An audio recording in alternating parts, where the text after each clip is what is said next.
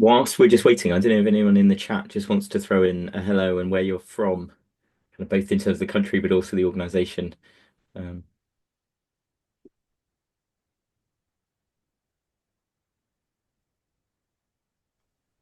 I'm happy to kick off. My name's Pete Wright. I know Suman very well from my days at UCL Institute of Education. Hi, Suman, and nice to meet everyone else as well. I used to work in London until about 2 and a bit years ago. I moved to University of Dundee, so that's where I am now. Cheers for that, Pete. Your name has come up a lot especially when I've been researching this. Your name's associated with lots of, I guess, maybe in a minute you can talk a bit more about some of the work you've been doing. Um, Suman, shall I throw it over to you? Yeah, sure. So, like Pete said, I've worked quite closely with Pete on issues such as sustainability. I currently work in London at UCL, and one of my roles is working at the UCL Centre for Climate Change and Sustainable Education. And we've just relatively recently created a maths professional development module for teachers, which is partly why I'm here today, but also to get some ideas off other people, share some resources like the event says. So yeah. Should throw it over to, I don't know, Zoe, do you want to jump in? Hello. Yeah, nice to meet you all. I am currently studying a PGC at the University of Worcester in maths secondary teaching. Great. Shvinda?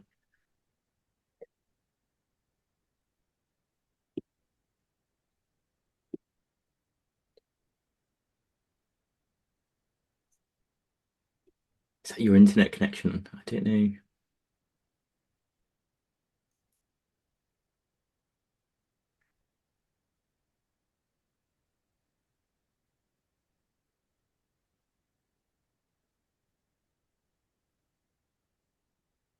I might jump in otherwise. Oh, no, I think you're there. Hi. Hi, my name's Shavinda. I'm also studying PGCE at University of Worcester, along with Zoe. Um, this is how these things go. We have got 9 people signed up, and there are some maths teachers who should be here. But equally, when we've done these things before, there's so much value in us having this. I am recording it, and then we can put it onto our YouTube channel and share. So this may actually lend itself to talk about some of those aspects. What I was going to do is also then just introduce myself and what we're doing at the Ministry of Eco Education. So my name is Paul. My background is I'm a secondary geography teacher that have worked for the last 3 years, leading this charity, the Ministry of Eco Education. And what we're trying to do is to support teachers to engage with and reflect around sustainability. And partly that's through things like this, where we share best practice. It's also about helping to translate and sort of mediate academic research and I guess some of the things going on in spaces outside of schools, and also just to present to teachers a kind of more coherent way to be able to engage with sustainability. So there's a whole variety of things that we are doing. Yeah, and as has already been said, what we're really keen to do with this event is really hear some examples of some of the things happening both at universities and in schools, and keen to really have an open platform and sort of pass it round. So there is not too much formality and structure to this. I will stop sharing my screen. Everyone should have the ability to share. And I wondered, Pete, I don't know if you wanted to go first. Yep, I'm happy to go first. Just reminding, I'm much more familiar with Teams than Zoom, but I'm just checking that. Um, can you see the screen that I've shared? No, it's Okay, good. so people may or may not be aware of this network that was set up. I think it was about 2 or 3 years ago now, 2021 from off the top of my head. Um, So what this is, I mean, I've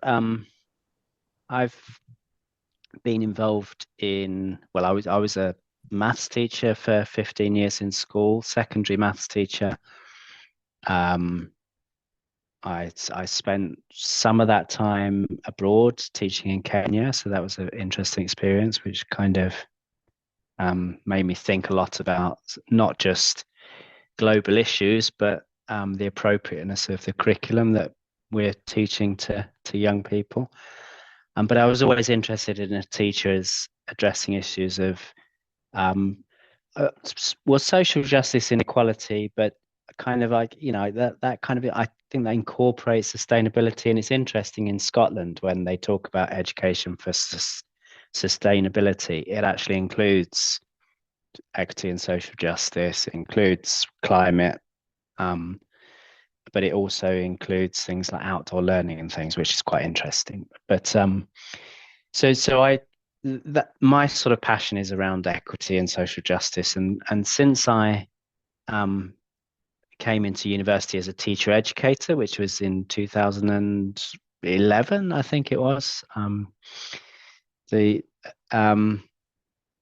obviously spent a lot of time working with teachers, newly qualified teachers. I've still done some work with practicing teachers in terms of professional development and research, and that's kind of what this network is trying to facilitate, that sort of ongoing work that teachers can get involved in. There's actually quite a few teacher educators involved in it as well. And as you see, the main thing is I think both Zoe and Savinda said they were secondary. Is that right? But it is primary as well, and we've got some people in tertiary education as well. And we've got quite a lot of teacher educators. And the idea is just a chance to get together and discuss classroom practice, and also develop some ideas and resources that might be useful for other teachers, to try and convince other teachers to sort of take on issues of equity and social justice in the mathematics classroom, because that's one of the things I sort of argue for, that it's not a subject that should be considered as having no values and neutral and things. And there's lots of, so if I just show you a couple of pages here, so we've got some activities we've developed ourselves. Teachers and teacher educators in the network have got together, and we wrote some resources, tried them out in the classroom. So there's 3 resources that can be downloaded and used in the classroom, and the sort of information there tells you something about what they're about. Very much what's important to me is that teaching for social justice is about what you teach, and it's also about how you teach. So all of these resources are kind of ways of promoting students' agency, as well as the issues that they tackle. So things like discussions, getting students to think about using maths to support their arguments for change is very important. So there's an activity page, there's a resources page, and the resources these are resources that other people have produced. And the idea here is this would be a sort of go-to page for people who are interested in finding out about some resources. And you'll see there are a range of freely available resources, websites. And some of them have been reviewed. We're trying to encourage other people to review some of the other ones. See, some of them are directly related to climate change. Some are more sort of social justice and equity, more general sort of resources. And there are also some books available for purchase. There's some, including a couple that myself and members of the network were involved in actually writing, but others by probably some of these you'd be familiar with. So that's the resources page. Then we've got one of the things, I'll come back to this because I think Paul suggested I might just flag up a book that's recently been published, so I'll show you that at the end. But we've also got a blog that's got lots of events and things. And interestingly, the most recent blog is by Suman. He's also on the call. So I won't say I'm sure he's going to talk about that, so I won't spoil that for him. But what we do have, one of the things which we do quite regularly is have reading groups, maybe once a term. We've got some reports from reading groups. And I think there's a couple of other things. There's a links page that takes you to other websites you might be interested in that are related. Just back quickly to the home page. If anybody wanted to register and be sent emails about events that are coming up before they happen, then there is a link you can click on. It's a sort of Google form that you can complete. Basically, your information will only be used to send you information about events of the network or events that are organized by people within the network. And so back to that resources page, because I just want to flag up a book that has just come out in June. It's this one here, Towards a Socially Just Mathematics Curriculum. I'm one of 4 authors of the book, and there's just a link to the site there. I don't know when I finished. I think I'll put the link to the Maths and Social Justice Network website in there, and you can just go to this link.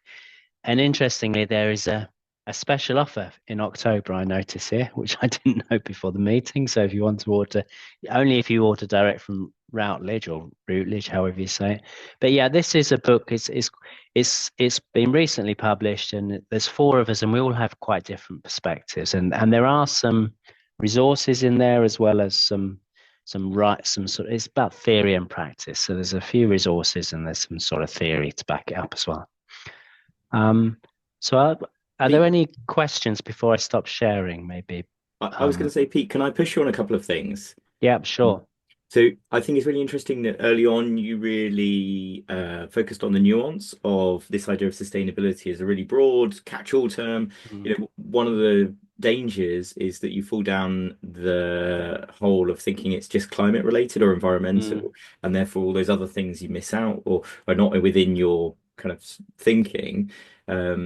And then the other bit as well is I just wanted to touch on that sense that you were saying about it's both the what and the how in terms of teaching. So there's a pedagogical element as well as a kind of content knowledge aspect. And maybe just to kind of bring those two things together, I wondered if, and this is putting you on the spot slightly, is there one sort of activity that you think is one that you really like kind of go to as a good example of that, of a way of teaching it? And the only reason I say this, Pete, as well, is because I know that a lot of teachers we speak to think, oh, I'll pull in some climate data and that's that box ticked. They sort of think, oh, it has to be numbers relating to that thing. But I wondered if you had a really good example that helped illustrate that kind of thinking. Well,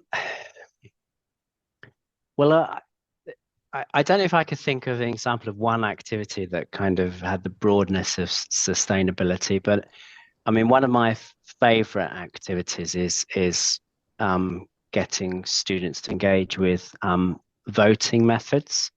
And there are some, actually there is in some of these resources, there are various versions of activities that I've used from this, but there is a freely available one. If you go to this is the sort of in the links page, there's a Teaching Maths for Social Justice project, and there's a few activities here, other resources.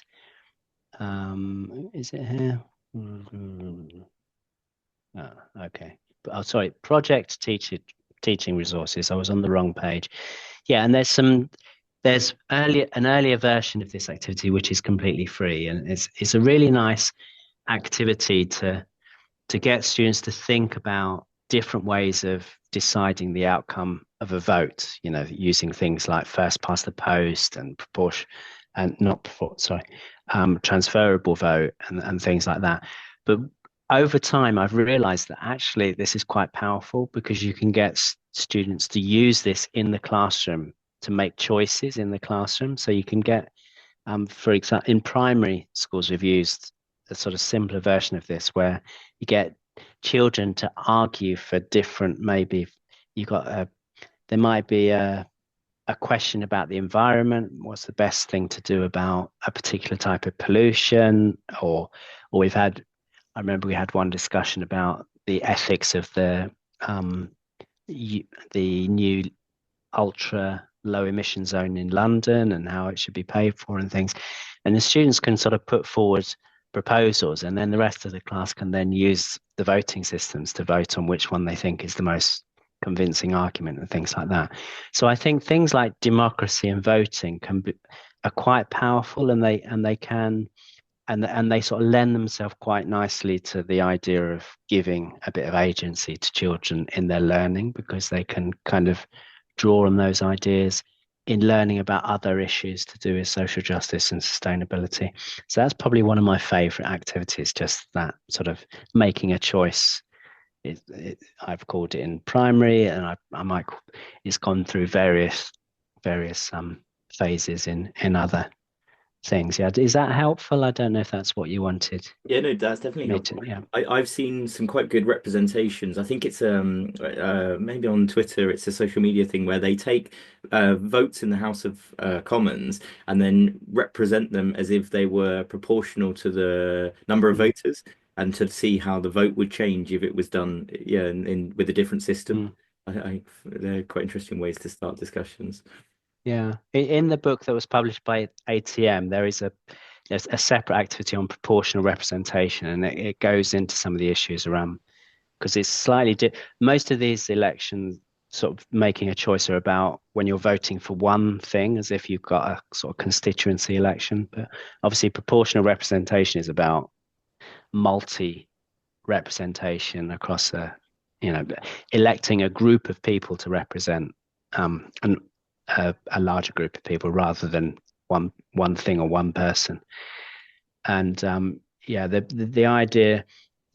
So it's really interesting that I think it was the 2013 election was the most unproportional election in history or something. I can't remember. It might be 2015, was it? I can't remember when the vote was.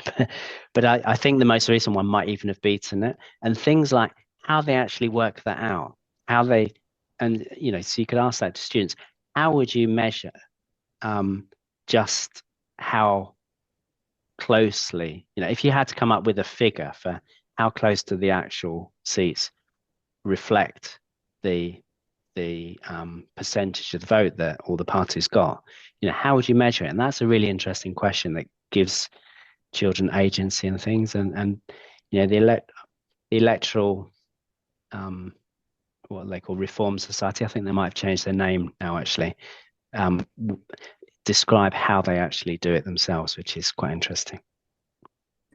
Does anyone else have any questions for Pete? Alf, is there a question? I don't know, Alf, do you want to introduce yourself as well, just before you ask your question? Sorry, hello. Yeah, sorry, I was late. My train was delayed. Hi, everybody. So, my name's Alf Coles. I'm a professor of maths education at the University of Bristol. I taught for 15 years in secondary schools before moving to university. Is that enough? Great. Thanks so much, Pete. I just caught the end of what you're talking about, so apologies if you've touched on this. But I'd just be really interested to know what you feel. Well, I could phrase this question in two ways, and feel free to pick up on either one. What you feel you've learned over the sort of, because you've been running this network now for 2 or 3 years, if there's anything you could share about what you've learned through that, or how things have changed, or how the network has changed. Just something that just seems so valuable what you've done over a number of years. I'd just be interested in you just reflecting on that, you know, from the start to where you are now. Yeah, that's a really interesting question. I guess I think I've learned what it is that, because networks are good for some things, but not necessarily good for others. Sometimes it's better just to get on and do things yourself, you know. But networks can be really powerful just for Um, the the reading groups we've had have actually been the most powerful thing, where we kind of once a term we've been trying to do it. We get together and different people choose a reading. We give some people some questions. And the thing about an online network, and I've never done this before, the the first one we did, we invited the author to join us for the second half of the reading group meeting. So we had this kind of we have an hour where we kind of, well, everyone reads the paper hopefully before the meeting. Then we have an hour where we discuss it in groups, and then we come up with questions and we pose those questions to the authors who kind of join halfway through the meeting for the second half. And then the questions get put to the authors, and the authors respond, and it ends up with it, and they throw questions back, and it ends up a really valuable discussion. And that I mean, we've had people like Ollie Skosmosa, who's originally from Denmark, is now in Brazil, and he's sort of quite well known in the area of critical maths education. Some people call him the sort of father of critical maths education. But he can't travel anymore because he's kind of not as well as he once was. So here, getting to talk to people like that, and for him to get to talk to, often young and new teachers. I mean, the authors find it as valuable as the participants, and that's been really powerful. But there's other things we tried which just have been difficult to get going. Like we've tried to have sort of meetings, and we have had some successful ones in London, but we haven't had any face-to-face meetings for a couple of years now. And I don't know if maybe the network can sort of make the most of the opportunities that are there to do things like reading groups, meet authors online when you wouldn't otherwise have the chance to do it. So probably the thing I've learned most is just to use whatever forum you've got in the best way, in a very pragmatic way, and if something else might work better through another type of forum. Oh, that's really helpful. Thank you, Pete. I think it's brilliant what you're doing. Thank you. Should we? Sorry, Zoe. Yeah, no, you. I was going to jump in before you. Sorry. That's okay. Yeah, you've really broadened my very new perspective on embedding this kind of thing in maths lessons. I appreciate it's probably hard to measure the effectiveness of all of this, but just out of interest, have you been able to measure the effectiveness of embedding this kind of thing in maths, in the maths classroom? Well, yeah, measure's not, as you say, some things are difficult to measure. Yeah. So changing young people's attitudes towards the world is quite difficult to measure. I mean, it is possible, and we've played around at how we might do it, and not necessarily very successful. We've tried sort of surveys and things, and it's not really something I've got a great deal of expertise in, but you can have surveys where you can measure people's attitudes and you can see how much their attitudes have changed. But most of the way I'd use the word assess the impact of the research is really by talking to young people and talking to teachers and finding out how they think their thinking and practice has changed. And I appreciate that, some people will say, well, people will say one thing, they might do something else. But at the same time, there's, their voices are quite important to listen to. So, and the more you sort of build up a trusting relationship, the more they're going to be quite open to doing it. One of the really interesting things we did on one of the projects was, and Alf would be familiar with this, I think, is sort of video stimulated reflection, where you get people to actually try something out in their classroom and video. They video their lesson, and they choose a small clip to share with a group of people and say, right, what I was trying to do was to look into this particular aspect of teaching, and this is the clip I'd like to share with you. I think it shows this, and then people have a discussion around that clip. And that can be a really powerful way, because that's sort of moving towards, however much we think we'd like to be doing something in the classroom, that's a way of kind of reflecting on your own practice and thinking, am I actually doing what I think I'm doing? So, yeah, I think it's the kind of research I've done is I would say is the impact is assessed more through talking to people, but there are some ways in which you can sort of be a bit more towards the measuring, if you like. Yeah, that's still really useful. I think it's given me some food for thought if I was ever to, well, when shall we say, I embed this into my own classes, how I might measure the effectiveness. Thank you.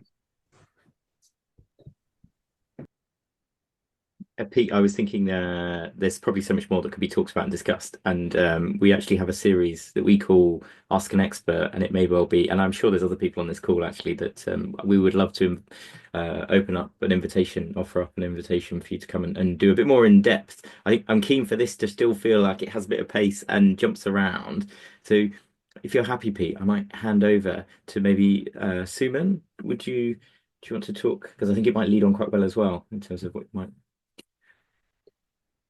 I think a lot of the things we say will probably lead on, and you've already seen my you haven't read, but you've seen my blog in Pete's um, uh, uh, thing, and interestingly, but possibly not surprisingly, the teaching for sustainable futures with the maths focus that I'm going to be talking about in a bit also has very important input from both Pete and Alf. So once again, these shouldn't be surprising that, people who are involved in maths and in this field do tend to work together in some way. But like Pete, I was teaching for 13 years in secondary maths before moving to teacher education. And one of the things I found was that it was very difficult sometimes to lay my hand on resources or some ideas because my interest was in critical maths education. So I'd do these things, but it was very difficult to find sort of networks and things around that time. That was some time ago now. So I'm going to talk. So my role at UCL is working on the PGCE, but fortunately, I've also been given some time at the Centre of Climate Change and Sustainable Education in UCL, and specifically the Teaching for Sustainable Futures. And the Teaching for Sustainable Futures is a develops CPD programs for teachers working on how they can develop how they can give teachers ideas, I suppose, of working on sustainability and climate change in their classroom. And the subjects involved at the moment are history, geography, English, and maths. And over time, there'll be more subjects coming in. So I just really wanted to talk about what our the maths module. So the maths module has two separate modules. There's a primary module and a secondary module. The primary module is run by a colleague, and that's available. The secondary module recently became available, and it's really looking at the role of maths in supporting students, but supporting teachers really in supporting students in helping them make decisions and get, responses about their ideas about the climate crisis. So what I was going to do was just start by giving you an idea of what our a CPD module looks like and where we're going with that as well. So hopefully the technology will work here. So can you all see a screen with Teaching for Sustainable Futures on there? Yeah, right. So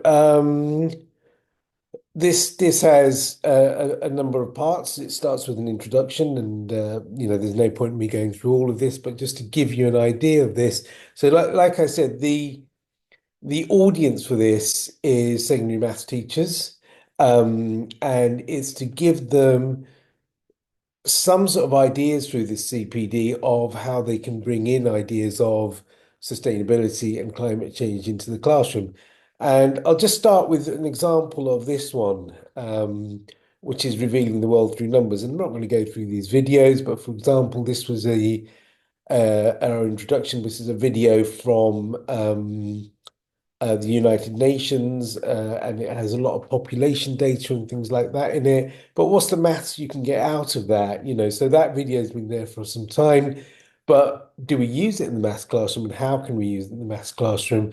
And here's some ideas here. So I won't once again go through all of these, but the data in there can be used for all these ideas in the classroom. But then it goes on to other things in relation to population and how that can be used in the classroom as well.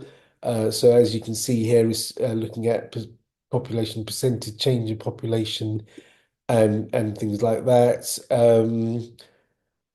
And then asking questions about population growth and the impact of that on carbon emissions, and actually which are the countries that have these which are almost responsible or seen as responsible for the maximum carbon emissions. And is it third world countries which have a lot of carbon emissions, or is it actually bigger countries which are responsible for carbon emissions? And if you look at interactive data, it's something you can do in the classroom about, getting into some sort of debate here about what sort of countries are more responsible. And there's lots of data and charts out there to look at that. And it ends actually with a video from Alf Coles where I interview Alf about using population data in the classroom. So there's just one example, but I'll go through another one as well. And I'll pick this one because it features someone else who's in here today. So it's a critical maths one, and it's introduced with an interview I did with Pete. But what's really interesting here is that I then go through three graphs, and the graphs are from a paper by Richard Barwell, and it shows how graphs can be manipulated to tell different stories. And the graphs actually show the emissions of different countries over the years in terms of carbon emissions, and this compares India with UK. But if you look at this, it looks like, for example, that India is very responsible for carbon emissions much more than the UK. That's if you look at the total. But if you look at this graph in a different way, and I won't once again play the video, it tells a very different story. So if you change the total to cumulative and things like that, the graphs change and make it a very different story. This is a cutting from the Times newspaper once again when they were very much in climate denial mode, climate crisis denial mode, and using certain graphs in the newspaper, which were what I suppose would see as manipulation of data. So that's giving you an idea of what this is doing, but it's also uh, going into how this can be used in the classroom. So the great thing about this, and I think the most powerful thing about this, is however great this work is and however great Pete is and Alf is, the most powerful thing is, I think, this is an example of how aluminium cans might be able to be redesigned to use least aluminium. But what I've got here is a teacher in a school who tries this lesson and actually talks about it. And I think that is really, to me, the most powerful thing about our module is that it actually it actually shows how these modules are working in the classroom. Similarly, on this one going local, it talks about projects that schools could do. This looks at the going into schools canteen and looking at the carbon emissions on the savings and a teacher from a school. Once again, talking about how this is used in practice. And like I said, I think sometimes there's accusations of doing these from ivory towels and sort of not really knowing how practical it is in the classroom. And I think the idea that, there's teachers here talking about how this can work in the classroom makes this module quite powerful in that sense. So I'm going to stop there, Paul, in case. Yeah, that was a really good point there as well. I think we've similarly found, having teachers as sort of champions and really also both in terms of helping build the confidence of other teachers so that they sort of understand that there is someone else doing this and it is possible. The other bit I know we'll open it up and see if anyone else wants any questions, but the bit that I caught my attention there as well was that sense of linking into I don't know if it's sort of information literacy or that critical media, sort of being able to understand information that's presented to you and really analyze that, because again, that's something that seems to be more and more important in the world that we live in. I don't know if that's something else you wanted to just touch on. Yeah, certainly. I mean, some of the work I did before I started on this module was going into schools and looking at working with teachers, looking at how children can sort of look at data, what's that, and how to analyze that data. And I know we were talking about voting statistics earlier on, voting data and things like. I remember being in school a few years back, soon after one of the general elections, and they looked at the results of the elections and they said this is a very unfair system where, if you look at raw data, it's nothing like the results. And it was an inner London school with a lot of, I suppose, children of first generation immigrants. And then we looked at that data again, but with raw votes. And actually, at that time, UKIP came up as the third biggest party using raw votes, and they said, "Well, actually, we prefer the unfair system we were sort of referring to earlier that we didn't like." So it's very important, I think, to look at things like that and bring it into the classroom. So, as we were saying, children can make decisions rather than this isn't about saying to them there's a climate crisis. This is about them deciding that there's a climate crisis and being able to, develop their own mathematical arguments or mathematically be critically literate about what's out there when they pick up a paper or an article, they are then going to be able to say, well, actually, I think there's something wrong with this. I don't think this idea that you know, that there's no real effect of global warming. That's not true because if we look at it mathematically, there's some holes in this argument. I think that's an important point as well. That sense of it's not about indoctrination or kind of presenting a truth. It's instead asking questions, exploring data, and opening up that kind of critical, kind of questioning nature of things rather than pitching it as an answer. Are there any other questions for anyone? Alf, is it? But Shavinda can go first, please. Hi. Hello. It's breaking up a bit, and I can't.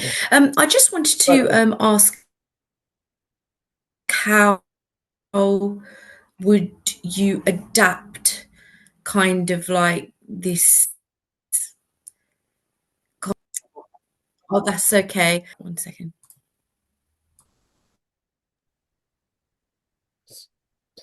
Sorry, it's probably me from my side, but No, Shabina, I think you might have had this. I don't know if you want to type your question or if you come off video, it might be that the audio comes through better. Um,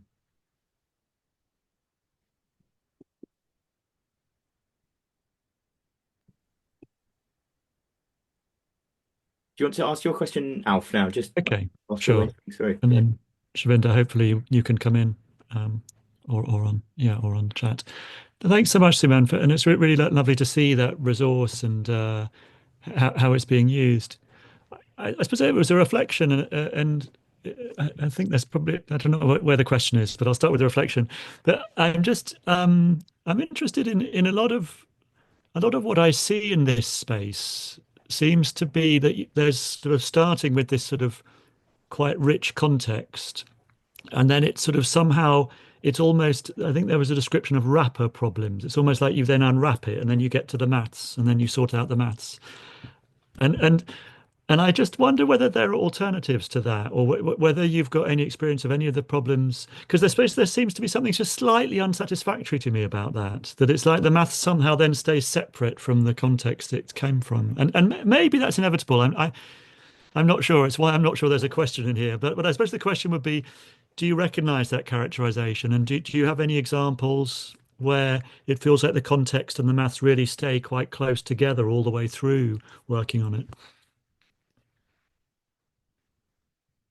Yeah, no, thanks for that, Alf. I think you're right. I mean, I think it's very hard to, if I've got your question right here, is have a sort of consistently mathematical flow through these ideas becomes quite difficult sometimes, and which is why.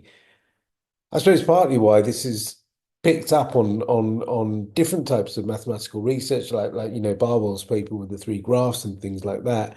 But beyond that, it does shift from one thing to the other rather than have a sort of consistent mathematical point. Um, which I think, to be fair, your book, the Teaching Maths for as if the world matters, I think that do that more. And it's possibly because this is for a different, not different audience, but for specifically for um, CPD thing that I think that's why it's sort of taken that approach slightly. But I agree with you entirely. And like I said, I think the book, I think you're certainly one of the writers, if not one of the editors on, takes the approach I think you've been mentioning there with the more where the maths is at the forefront much more. Yeah, I mean, my question, or it could be the other way around, where the context's at the forefront. I mean, it seems to me potentially, yeah, also slightly unsatisfactory when the content completely disappears at the point you get. So you start with this rich content, and then that gets chucked away, and then you do the maths, and then you've got to somehow work it back in. Whether that's inevitable, or whether there are ways of keeping the context kind of relevant Yeah. through. Yeah. No, but it's complex, and I mean, I think it's brilliant what you're doing. No, thank you. Thank you. And thanks for your great input, by the way, on that. Um, Can Shvinda I? she's typed her question. It has come All directly right. to me, so I'll just read it out if that's all Yeah. right. She says, what are some ways to adapt the current maths curriculum to incorporate these concepts without losing time for the main teaching? So I guess there's pressures between the what's perceived as the curriculum at the moment and how you can bring these things in. Yeah, that's always the difficult one, isn't it? That's always the pressures that schools and teachers are under of how do we bring these in without sticking to the ideas of the curriculum. And I think one of the things, and I'm sure Pete and Alf can talk about this from their work that they've done as well on things like this. But from my perspective, the idea of these CPD modules is that they aren't first of all they're very much linked to the national curriculum, but also one of the things we really emphasize is that that they're not necessarily taught as whole pieces because we know how difficult that is, and they can just be what we call brought into the classroom as a light touch.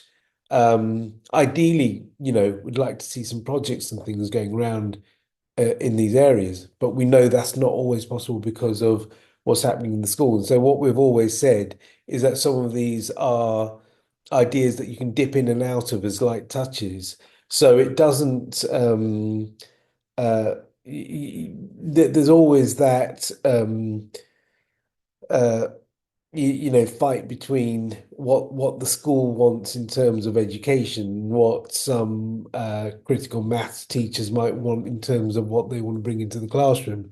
And hopefully some of these can look at that sort of compromise that does exist in my mind in terms of we can bring some of these ideas into the curriculum without um, uh, uh, bring some of these away from what the school wants, and not for the maths, but certainly I know for the some of the other subjects, they've actually gone into schools and done short projects with some academies in London, which you wouldn't, I suppose, necessarily think would be quite keen on bringing these in, but it's worked quite well. So it can work quite well, depending on how close you work with the school, but also if you just want to bring it in, like I said, as light touch elements. I've seen that Alf has dropped in the chat the Teach the Future track changes work that has looked at the curriculum. And I don't know, Alf, have you, is anyone on the call been involved with that work?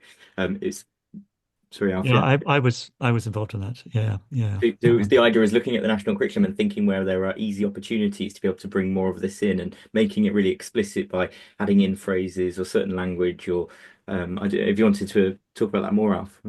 Yeah, I mean, actually, there were two versions. There was one which was a sort of more radical change, and one which was, as you say, sort of looking in the current context where you might be able to introduce elements linking to the futures. I mean, one suggestion was that you might frame there might be sort of framing questions like how quickly do things change, which feels like a sort of framing topic that might cover a number of curriculum topics that feels very relevant to thinking about climate change in the future and so on.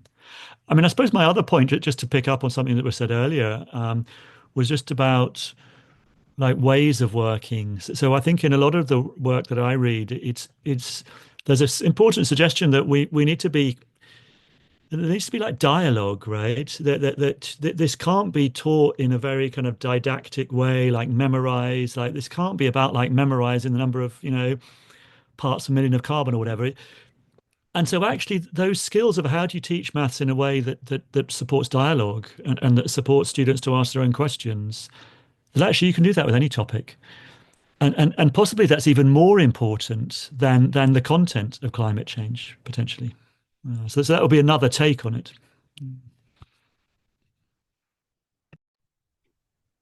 I was just going to add something to that discussion, really. Couple of things. Firstly, think more broadly. I think we need to sort of, like Alf said, we need to rethink what mathematics is, and these are sort of bigger questions that might be relevant now we're reviewing the curriculum. And to remember that mathematics is not just you start from a problem and then you try and work out what maths is involved in it. Mathematics itself includes taking a problem, thinking about what assumptions you have to make in order to be able to model it with some mathematical designs, and then to do some manipulation on those models, and then come up with some findings, and then relate those back to the original problem. All of that is mathematics, and maybe that's kind of what the curriculum needs to recognize a bit more.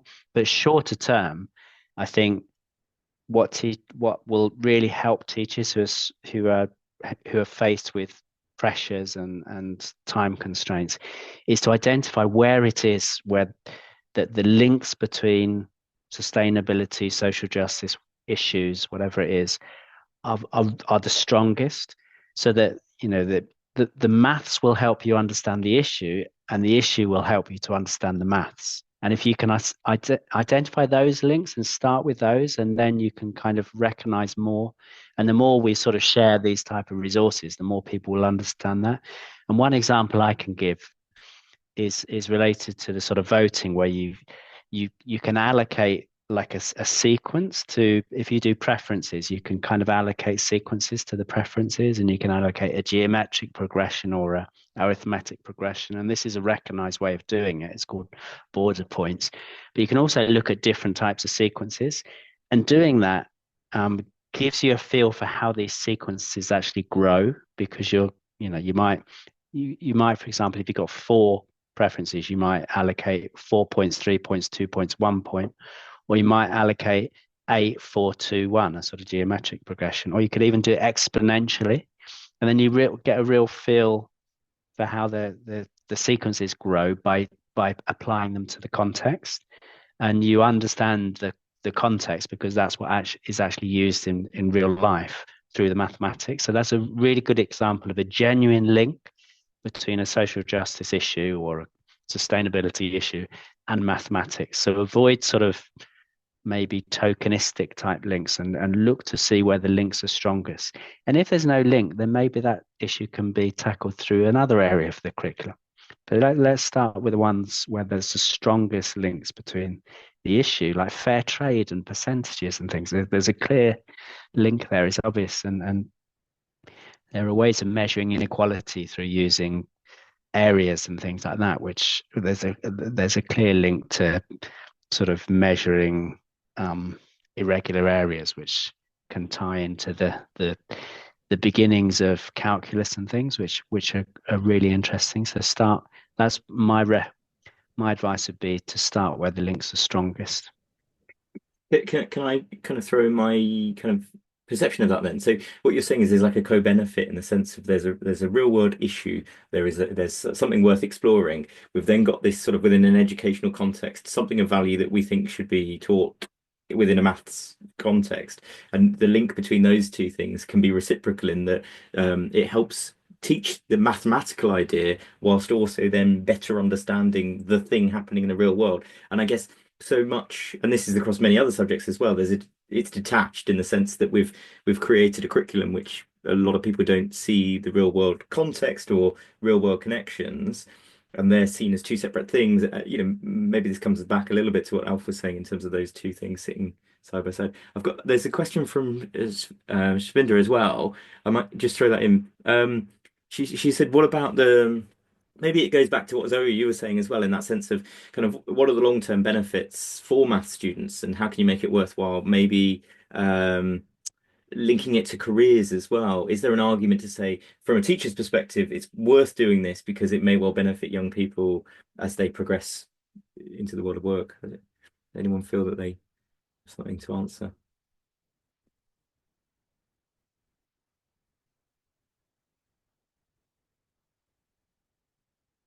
Yeah, I don't know so much about, well, directly the world of work, but I do think by developing more informed and critically aware citizens, they do go into the workplace as people who are able to question. I know year after year there's criticism from uh, uh, big businesses and things like that about how mathematicians go in, but they've not really got the transferable skills. They go in knowing the maths, but they haven't got the transferable skills. And I think things like this really develop those transferable skills for the workplace.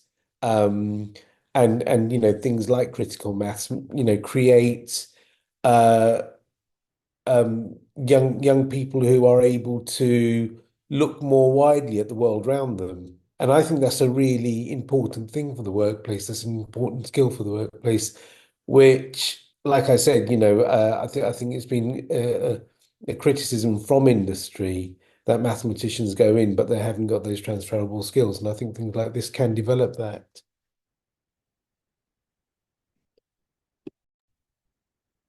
Yeah, Zoe, do you want to jump in? Thank you. Yeah, less directed to that point, just aware of time because I do have to leave at 1:30 on the dot because I'm teaching.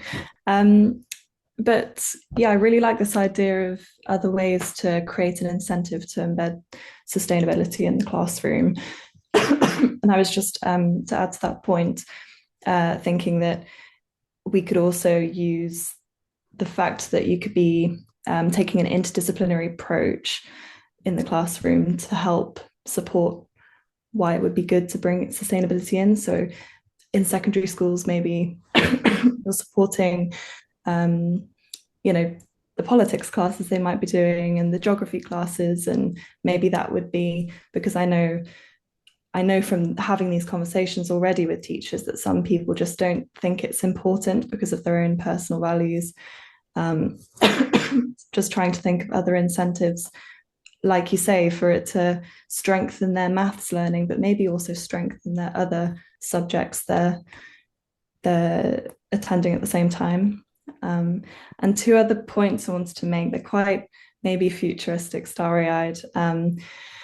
But one, how are there any roads to embedding sustainability formally into the national curriculum? And two, is any work being done to embed it into the online platforms for maths? So things like Sparks and all the other various platforms that kids use to do their homework. Maybe that would be a smart way to guarantee some sort of sustainability in that side of their education. Quite a lot to cover there. I think that past is a good cutoff as well for all of us, so we don't sit on her too long. But there's two very important things I think fundamental. I don't know who wants to take the lead on explaining about that. I guess the curriculum and assessment review is the one where there's maybe an opportunity, and it'd be interesting people's feedback on that or experiences. And then I guess the online. I mean, I don't have any experience of that, but I know they are open for anybody to get involved. And there's also the Horizon project, who are specifically going to create a report on the maths that they've got no power, but they're going to do some work, and they're also interested in people's views. And I suppose just the other thing I'd say on the kind of, how might you get people involved? I mean, in many descriptions of green skills, interpersonal skills come very highly. So again, I think anything you can do in your maths class which promotes debate, to support skills, students in developing skills of how to engage with each other, reason logically, all of those are highly relevant green skills.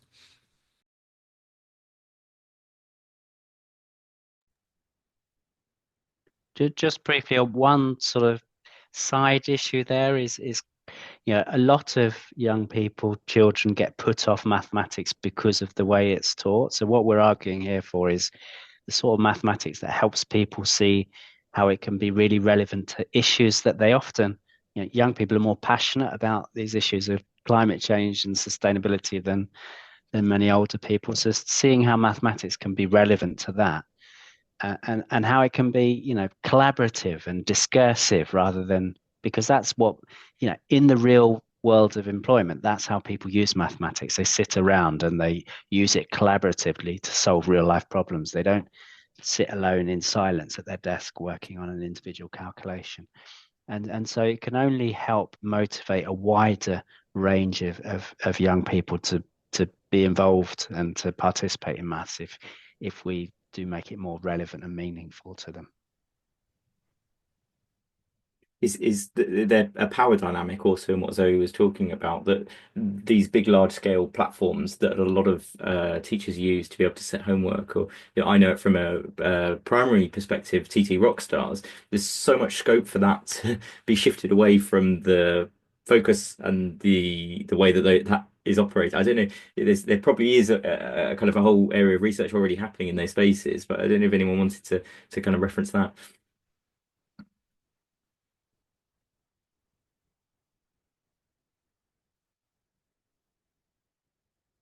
Is there anything trying to sort of debunk the power of some of those platforms and to sort of maybe open up? Yeah, Pete. Well, I think those platforms just provide what people are clamoring for. So you're talking about commercial organizations that often, to be honest, some of them just provide things which aren't of that high quality, but that's what people are asking for. So I think it's more a question of changing people's attitudes towards what good mathematics teaching and learning looks like. And then as teachers, I think, develop more literacy in that respect, and policymakers, then the commercial organizations will have to respond to that by providing more resources which are more suitable to what people believe good teaching and learning of maths looks like.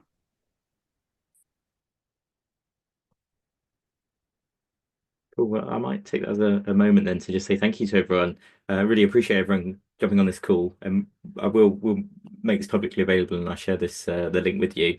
And hopefully, this is a doorway to there's so many great things that have been referenced and mentioned, and really worthwhile exploring in more detail. So thank you so much, everyone. Cool. Thanks, everyone. Thank you for Thank organising, you. Paul. It's really useful. Thanks.